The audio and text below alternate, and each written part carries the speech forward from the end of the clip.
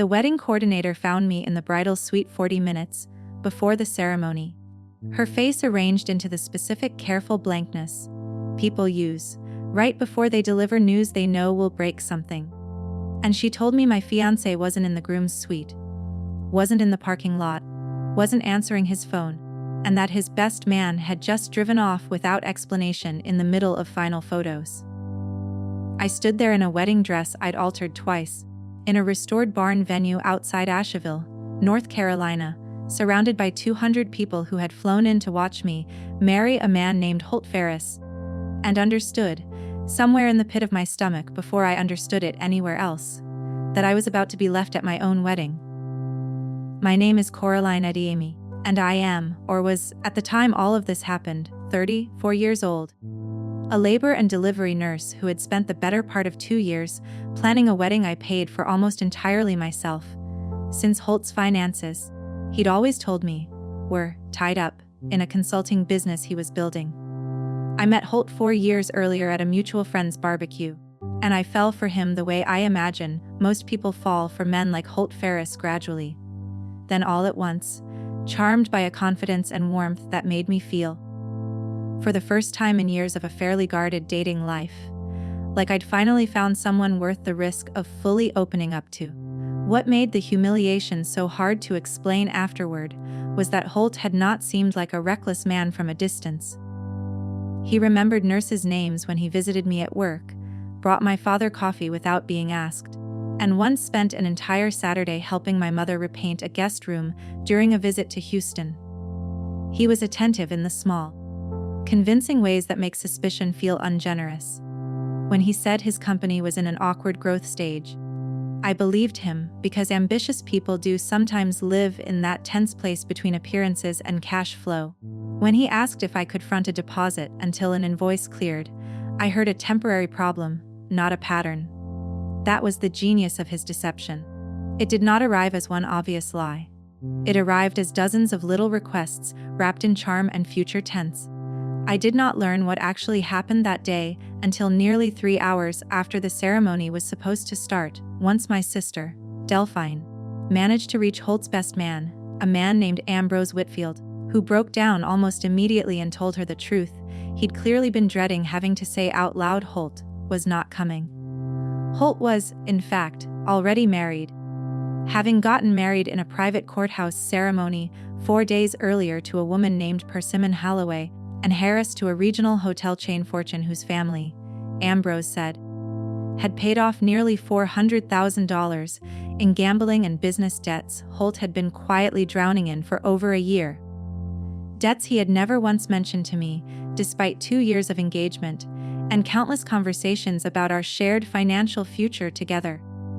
For a few minutes after Delphine told me, I could not make the story fit inside my body. I remember asking whether Ambrose was drunk, whether he had misunderstood, whether Holt had been in an accident, and someone was trying to cover panic with nonsense. Delphine kept one hand on my elbow, as if she thought I might drop, but I stayed standing because the room was full of mirrors and bridesmaids and curling irons still cooling on the counter, and if I sat down, I knew everyone would finally see that I had no idea who I had been about to marry. I should go back to that day itself, the actual hours inside the barn once it became clear there would be no ceremony, because I think what happened in that room mattered as much to how I moved forward as anything the lawsuit later accomplished.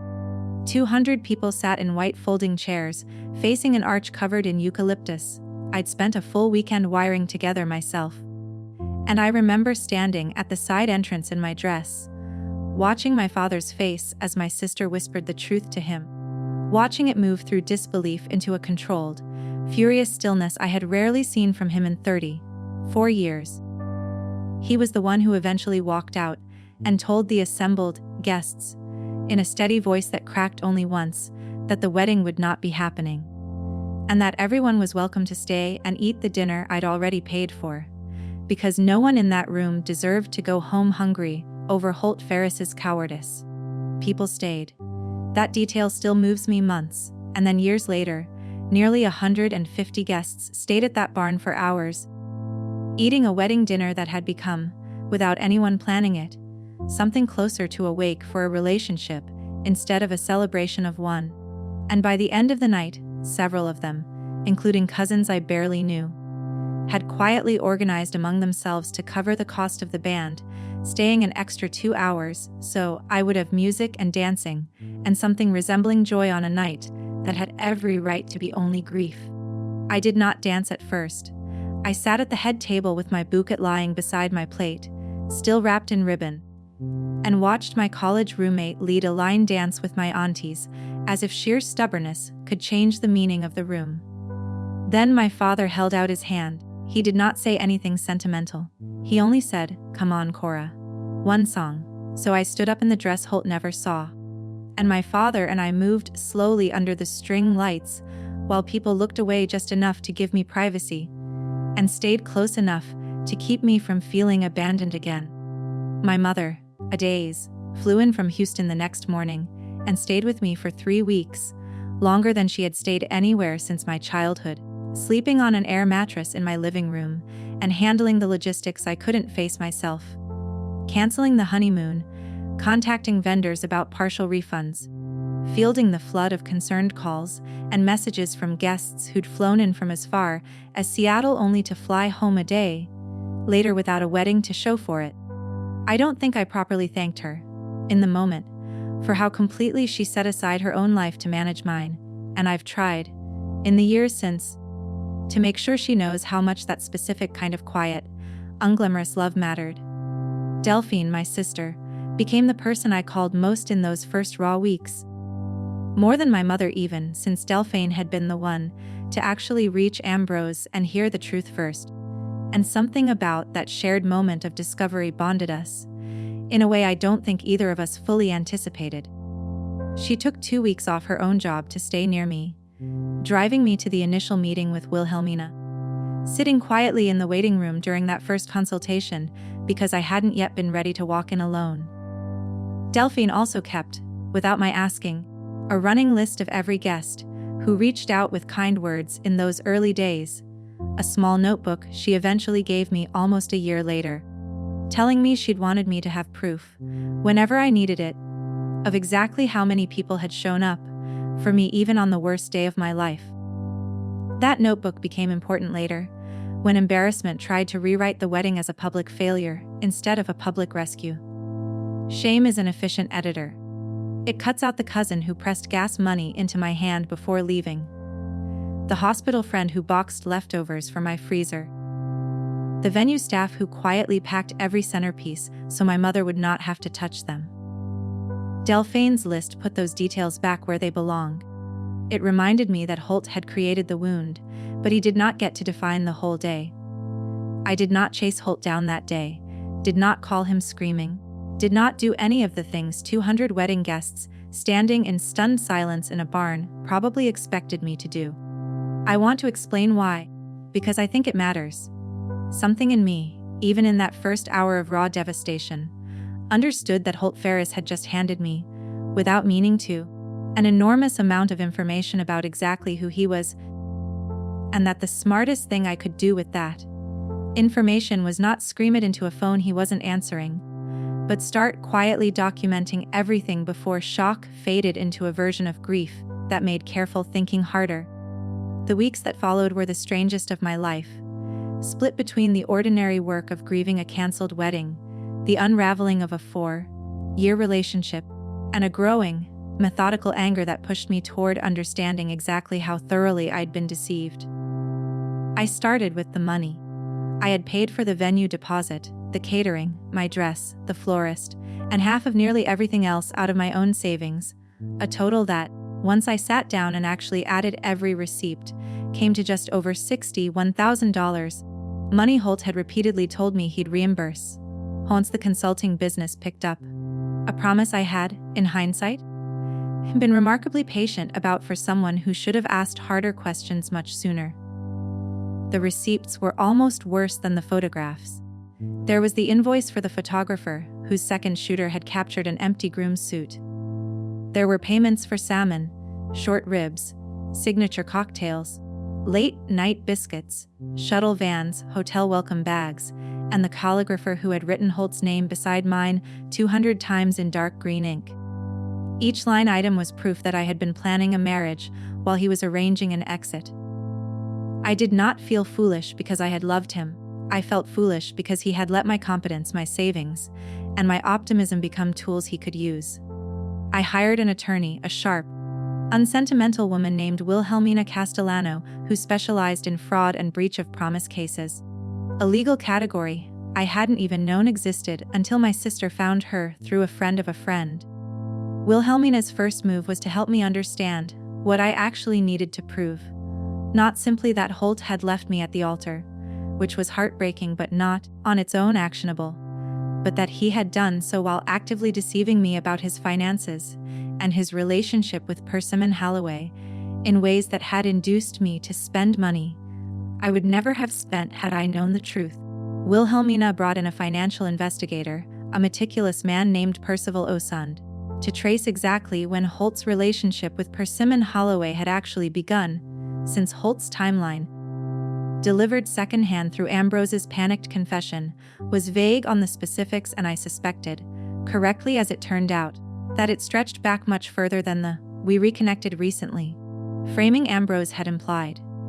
Percival's work took about 6 weeks, and what he found reshaped the entire story I'd been telling myself about the last 2 years of my life. Persimmon Holloway and Holt had, according to hotel records, corporate event calendars, and a handful of receipts Percival was able to obtain through public business filings, been in regular contact for at least 14 months before my wedding day.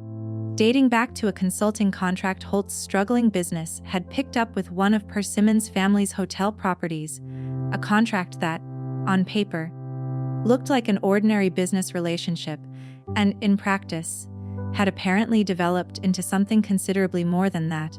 There were charges on a corporate card belonging to Persimmon's family's company for hotel stays in cities where Holt had told me he was attending, networking conferences, alone, dates that lined up precisely with 4 separate trips I remembered clearly because I'd driven him to the airport myself.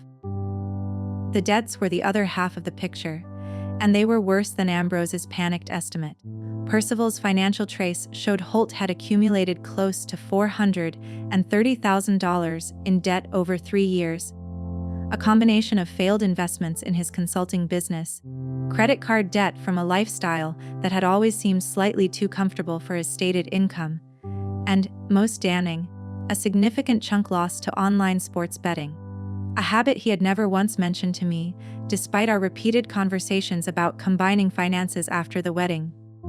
Persimmon's family, once the relationship became serious enough, according to Percival's sources, had paid off the entirety of that debt as what amounted to a condition of the marriage moving forward, a fresh financial start bought for the man who was, at the exact same time, still allowing me to spend my own savings planning a wedding to him.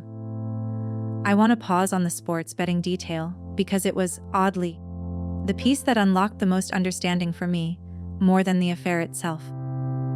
I remembered, once Percival's report gave me the framework to look back clearly, dozens of small moments over our relationship that I had simply never had reason to interpret correctly. Holt's phone locked and turned face down more consistently than seemed normal, a stretch of about 4 months, 18 months before the wedding, where he'd claimed his consulting business was cash flow tight and asked to delay a planned vacation, a defensiveness that would flare up unpredictably whenever I asked casual questions about a specific client or contract. None of it, on its own, had ever seemed like evidence of anything. Together, it read like a man who had been managing an increasingly unmanageable secret for years, one I had simply never been given the information to recognize. Once I started seeing the shape of it, memories rearranged themselves without my permission. The night he stepped onto my balcony during dinner to take a call, and came back pale, blaming a difficult client. The weekend he insisted we postpone opening a joint savings account because his accountant wanted him to keep business and personal funds separate a little longer. The way he could talk beautifully about our future house, our future children, our future holidays, but became vague whenever the future required a bank statement in the present. I had mistaken vagueness for stress, I had mistaken secrecy for masculine pride. I was not the first woman to do that, and I will not be the last. But understanding that did not make the self-forgiveness immediate. Wilhelmina used Percival's full report to build a civil case for fraud and unjust enrichment, arguing that Holt had knowingly allowed me to spend money planning a wedding he had no intention of attending, while simultaneously pursuing a financially advantageous relationship he'd hidden from me for over a year. It was not a simple case, since much of what I'd spent had gone to vendors rather than directly to Holt. But Wilhelmina structured it carefully around the venue deposit and other payments that had, in fact, been made jointly from an account Holt had access to, and had quietly stopped contributing to months before the wedding, despite continuing to assure me he was handling his half. There's a detail from Percival's investigation I never told anyone outside Wilhelmina's office, mostly because I wasn't sure what to do with it emotionally once I learned it. Buried in the timeline of hotel stays and corporate card charges was a date exactly 1 year before my wedding. The same weekend Holt had taken me to the coast for what he'd framed as a surprise anniversary trip. A genuinely lovely 2 days I had, until that point, held on to as one of the purest memories of our relationship. Percival's records showed Holt had left our hotel for roughly 5 hours that Saturday afternoon, ostensibly to handle a work call, a window of time that lined up, according to a separate charge on the corporate card, with a lunch meeting at a restaurant 40 minutes away with Persimmon Holloway. I don't know, and will probably never know, whether that particular afternoon crossed any lines beyond the professional, but learning that even my most treasured memory of our relationship had a shadow version running parallel to it, one I never knew existed, was its own quiet kind of grief, separate from and somehow sharper than the grief of the wedding day itself. I told my therapist about that detail more than almost anything else during our sessions in the year following the settlement. A careful, patient woman named Beatrix Solano, who helped me understand that the specific pain of retroactive discovery, the way a happy memory can curdle the instant you learn what was actually happening just outside its frame, is different from ordinary heartbreak and deserves to be grieved on its own terms, rather than folded into the larger, more obvious wound of the wedding day. Beatrix was also the one who first suggested, gently, that documenting everything so thoroughly with Wilhelmina and Percival, while necessary for the legal case, had also served a quieter emotional purpose.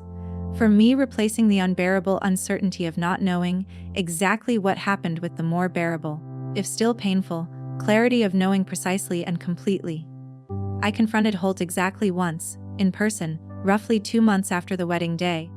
Not out of any need for closure I still believed he could give me, but because Wilhelmina advised that a recorded, documented conversation, conducted with my attorney present, could strengthen the case by giving him the opportunity to either admit or deny specific claims on record before the lawsuit was formally filed.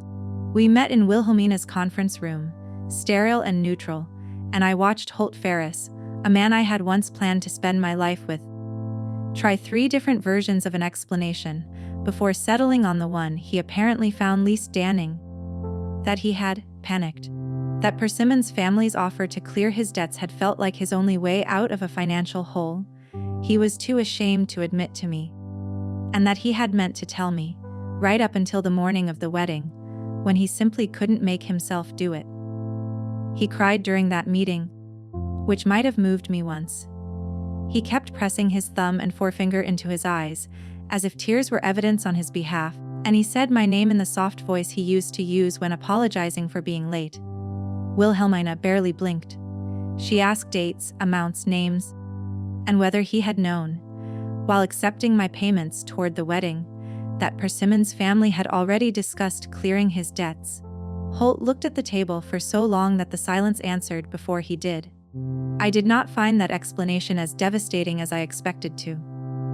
By the time I heard it, I had spent 2 months living inside Percival's timeline, inside 14 months of hotel receipts, and a habit of locked phones I'd never questioned. And Holt's account of panicked shame felt thin against everything I already understood to be true, that he had known, for well over a year, exactly what he was planning to do. and had simply let me keep paying for a wedding he had no intention of showing up to until the debts were cleared, and the better option was fully secured. The lawsuit settled out of court, roughly 8 months after it was filed, with Holt's family, more than Holt himself, ultimately providing the funds to make the case go away quietly before it become the kind of public spectacle Persimmon Holloway's family, given their visibility in the regional hospitality industry, seemed particularly eager to avoid. I recovered the full $61,000 I'd spent, plus a portion of legal fees. A resolution that felt less like triumph and more like the closing of a ledger that should never have needed to be opened in the first place. When the settlement check cleared, I expected relief to arrive like weather, obvious and clean. Instead, I sat at my kitchen table and stared at the number, thinking about how strange it was that money could be returned without time coming back with it. The savings account looked repaired. The year did not. Still, I paid my mother back for the plane ticket she had refused to let me reimburse, donated a portion to the hospital's emergency patient fund, and moved the rest into an account Holt had never known existed. That small act, naming an account for myself alone, felt more intimate than any revenge. Ambrose Whitfield, the best man who drove off without explanation, and later broke down and told my sister the truth, reached out to me directly about 4 months after the wedding, an email that started with an apology for his role in it, and ended with an offer to testify on my behalf if the case ever went to trial. I learned, from that email, and a longer phone call that followed, that Ambrose had known about Persimmon for nearly a year, had argued with Holt more than once about the unfairness of letting me keep planning a wedding under false pretenses, and had ultimately agreed to stay quiet out of a loyalty to Holt that he told me. Plainly, he now regretted more than almost anything else in his adult life. I appreciated the honesty. Eventually, though it took me longer than I expected to stop being angry at him too, for choosing silence for as long as he did. Persimmon Holloway herself never contacted me, not once throughout the entire ordeal, which I found, in its own way, almost more telling than anything Holt said in that conference room. Percival's investigation turned up nothing to suggest she'd been unaware of my existence, or my upcoming wedding.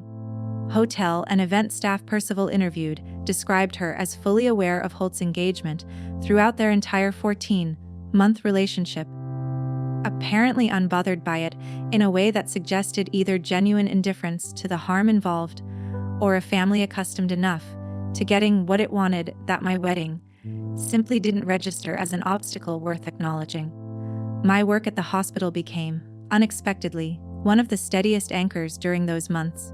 Labor and delivery is not a specialty that allows much room for self-pity during a shift. There is always another patient, another birth, another emergency that requires full attention regardless of what's happening in your own life.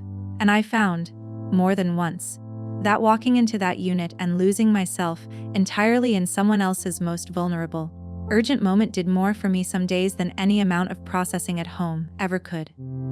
My charge nurse, a formidable woman named Odalis Farrow who had worked labor and delivery for over 20 years, noticed something was wrong within my first week back and simply told me, without asking for details, that my schedule would stay flexible for as long as I needed it to, an offer of quiet institutional kindness I've never forgotten. I sold the dress about a year later, not out of any dramatic gesture, but because a friend from the hospital mentioned a consignment shop specializing in wedding gowns, and I realized, holding it in my closet for the 12th month in a row, that I no longer needed to keep something I associated so completely with a day that never actually became what it was supposed to be. The woman who bought it, a stranger I never met beyond a brief email exchange through the shop, sent a note afterward thanking me for such a beautiful dress, and I remember sitting with that note for a long time, oddly comforted by the idea that the dress itself, at least, had gone on to actually be worn at a wedding that presumably happened the way it was supposed to. I started dating again, roughly 2 years after the wedding day, carefully, slowly, with a wariness I'm not sure will ever fully leave me, and I eventually met a man named Desmond O'Keffer, an emergency room physician at a different hospital across town, through a mutual colleague who insisted, correctly as it turned out, that we'd get along. Desmond knew the broad outline of what happened to me before our first date, since it had become, whether I liked it or not, a fairly well-known story among the local hospital network, and I remember appreciating, more than almost anything else about him early on, that he never once treated the story as a reason to handle me delicately, only as context for why I might need a little more time trusting certain things than someone without my history would. Holt and Persimmon's marriage, I learned secondhand through the same small regional social circle that had made her family's silence so conspicuous, did not last. They divorced roughly 3 years after their courthouse wedding, a fact I heard about from Ambrose, who had, against considerable odds, stayed a genuine friend to me in the years since his initial confession, and who told me the divorce was, by all accounts, ugly, involving its own set of financial disputes over a prenuptial agreement Persimmon's family had insisted on and Holt had apparently not read closely enough before signing. I did not feel triumphant hearing that news, though I understand why some people might expect me to. Mostly I felt a kind of distant, unbothered recognition. The way you might feel reading about a car accident on a road you used to drive, but no longer have any reason to travel. Wilhelmina Castellano and I still exchange a card at the holidays. An unusual continuation of an attorney-client relationship that started under such difficult circumstances, and she told me once, at the final meeting closing out the settlement, something I've held on to since, that the clients who recovered most fully from cases like mine weren't the ones who won the largest settlements, but the ones who used the process itself, the documentation, the careful assembly of proof, as a way of reclaiming the story rather than simply surviving it. I think about that often. How the $61,000 mattered less, in the end, than the simple fact of having built, methodically and on my own terms, an accurate account of exactly what had been done to me, instead of carrying around only the version Holt handed me in a rushed, ashamed confession in a conference room. Desmond and I married 2 years ago, in a small ceremony at my parents' house in Houston, rather than any venue large enough for 200 guests. Just close family and a handful of friends, including, at my specific request, Ambrose, who cried harder during the vows than almost anyone else in attendance. I did not carry eucalyptus this time. I carried a small bouquet of wildflowers my mother had grown herself in her backyard garden, nothing rented, nothing that needed wiring together over a lost weekend, nothing that could be canceled by anyone but me. I still have one piece of eucalyptus from that first arch, pressed flat and dried inside a book on my shelf, not out of sentiment for Holt Ferris, who I think about now with something closer to mild curiosity than pain, but as a reminder of my father's voice, cracking only once before he told a barn full of stunned guests that dinner was still being served, of nearly 150 people who chose to stay anyway, of a night that could have been remembered only as the day I was left at the altar and instead became, through no small effort of the people who loved me, the day I first understood exactly how much support I actually had standing behind me. Beatrix, my therapist, once asked me what I thought the wedding coordinator's face had actually looked like in that first moment, before she'd found the careful blankness I remembered so clearly, and I realized, thinking about it, that I'd never once wondered what it cost a total stranger to be the one who had to walk into a bridal suite and deliver news like that to someone she'd only met 3 days earlier at the rehearsal. I found her, eventually, nearly 2 years later, through the venue's old booking system, and sent her a short note thanking her for how gently she'd handled an impossible moment. She wrote back within a day and told me she still thought about that wedding sometimes, and that she was glad, whenever these things happened, when the story eventually turned out to have more light in it than that one afternoon had suggested it would. Coraline stood in a wedding dress she had altered twice, inside a barn filled with 200 guests, and learned that Holt had not just run away.